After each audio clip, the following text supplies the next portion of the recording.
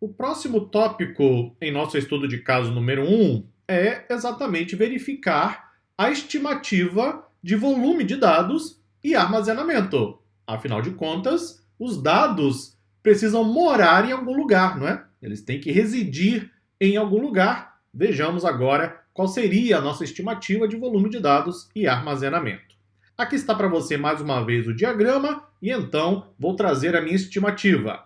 A empresa tem 10 máquinas, cada qual gerando um arquivo a cada 1 hora. Cada arquivo tem aproximadamente 1 megabyte. Tudo isso está descrito lá na definição do problema do estudo de caso, tem o manual em PDF aqui mesmo, neste capítulo.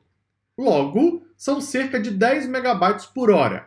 A empresa funciona 12 horas por dia, totalizando 120 megabytes por dia. 600 megabytes por semana, a empresa funciona só de segunda a sexta, e 2,4 gigas por mês em 20 dias. É claro que talvez um mês eu tenha um pouco mais de dias úteis, um pouco menos, então esse valor vai variar um pouquinho, eu vou incluir isso daqui a pouco na minha estimativa final. E 30 gigas por ano, considerando 12 meses. Todos valores aproximados, ok? Depois vai mandar e-mail para o suporte dizendo: o instrutor não considerou que o megabyte é 1024.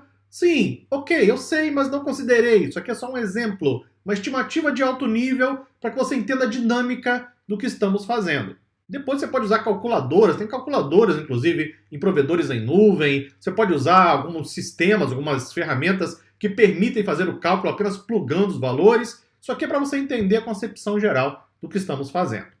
Mais 5 máquinas irão chegar no próximo semestre. Logo, esperamos um crescimento de cerca de 50% no volume de dados, totalizando aproximadamente 40 gigas.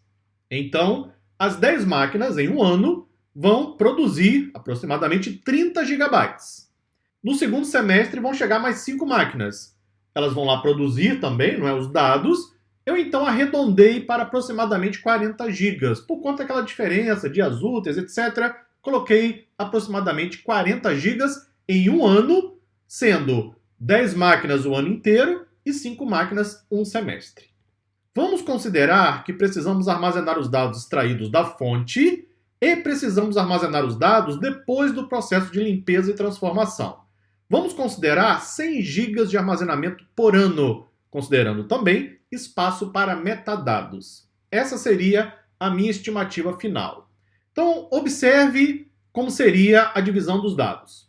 No servidor local, ou seja, o servidor dentro da empresa, em um ano eu teria 40 gigabytes.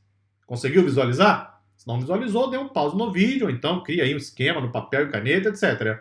Ou seja, no servidor local, 40 gigas de dados produzidos em um ano, com 10 máquinas, depois as outras 5 que vão chegar no segundo semestre.